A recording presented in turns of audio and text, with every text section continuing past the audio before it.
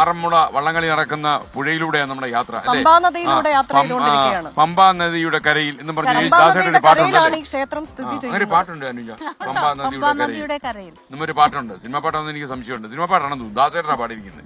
അപ്പൊ ഈ പമ്പയാറ് പിറക്കുന്നു അത് അയ്യപ്പ ഭക്തിഗാനം. വേറൊരു ഗാനമുണ്ട്, പാപം മറിച്ചിട്ടാൽ പമ്പ. അങ്ങനെയുണ്ട്. അത് യേശുദാസ് പാടിയതാണ്, മനോഹരമായിരുന്നു. അപ്പൊ പമ്പയാറ് പിറക്കുന്നു. പമ്പയാറിന്റെ നടുവിലൂടെ നമ്മളിങ്ങനെ ആറന്മുള വള്ളംകളിയൊക്കെ നടക്കുന്ന ഈ പമ്പയാറ് കുറച്ച് ആഴം കുറഞ്ഞുപോയി. എന്നാലും എന്ത് മനോഹരമാണ്. ഇതിന്റെ ആകാശ ദൃശ്യങ്ങൾ കൂടി നമ്മുടെ ഡോൺ ആചാര്യൻ കാണിച്ചു തരുമെന്നാണ് എന്റെ വിശ്വാസം.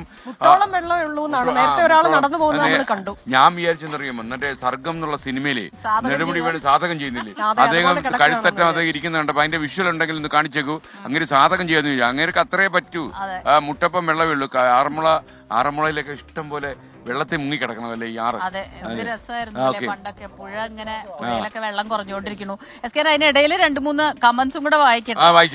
MDMA വിഴുങ്ങിയിട്ടുണ്ടോ എന്നറിയാനുള്ള പരിശോധന കൂടി നടത്താനുള്ള സംവിധാനം വേണം SKN. അപ്പൊ നമ്മുടെ ഈ ലഹരി വിരുദ്ധ യാത്ര അതിന് ഒരുപാട് ഐക്യദാർഢ്യം പ്രഖ്യാപിച്ച് ഒരുപാട് പ്രേക്ഷകർ ആശംസകൾ പറയുന്നുണ്ട്.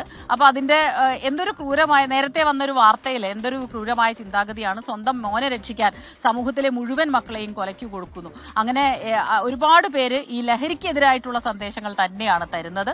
അപ്പോൾ ഇന്ന് വന്ന വാർത്തയിലുള്ള പ്രതികരണങ്ങളുണ്ട്.